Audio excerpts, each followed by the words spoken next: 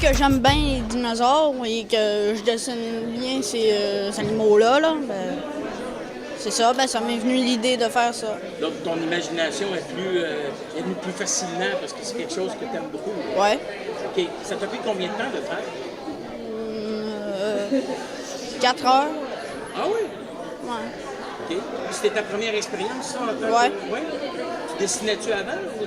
Je dessinais avant, oui, beaucoup. Ben, on avait eu une image qui venait d'Internet à propos du fleuve. Puis, ben, moi, j'avais choisi celle-là. Puis, ben, on a eu une pratique à faire. Puis, ben, ça, c'est le propre, là. Un canot, là. Ouais, 2 canots sur le fleuve.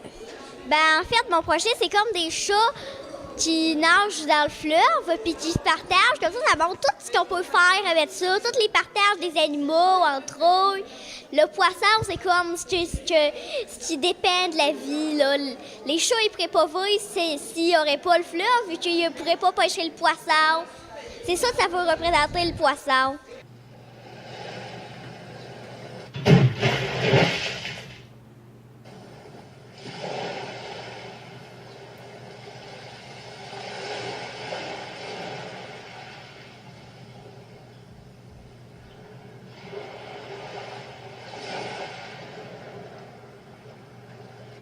Oui, c'est mon idée parce que moi, mon but dans la vie, c'est protéger la nature et sauver les animaux.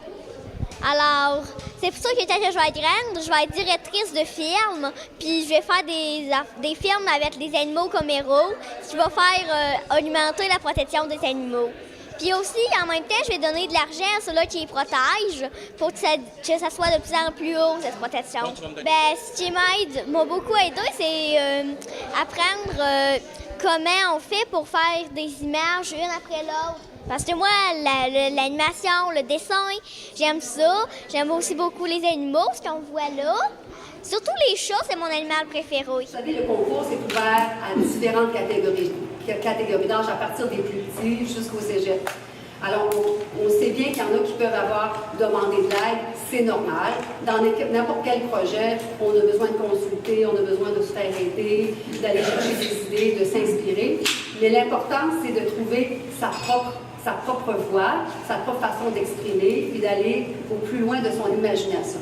Il n'y a pas beaucoup d'occasions de faire la promotion des talents artistiques de nos élèves. Et moi, j'ai été complètement séduite par cette initiative-là de l'équipe qui est une équipe assez redoutable, l'équipe du Musée de Charlevoix, il faut le reconnaître. En tant que porte-parole et jury également, je trouve que c'est très difficile de départager les gagnants des non-gagnants parce que vous faites tous du bon travail, tous vos dessins mériteraient de gagner, mais il faut choisir. Alors, je vous félicite, je vous encourage à continuer. Je considère le Musée de Charlevoix comme étant un passeur culturel, c'est-à-dire un musée qui regorge d'histoire, qui permet de savoir la région de Charlevoix, comment elle était auparavant, puis vers où on se tourne. Alors, j'invite les élèves à revenir souvent, venir visiter les expositions aussi au Musée de Charlevoix.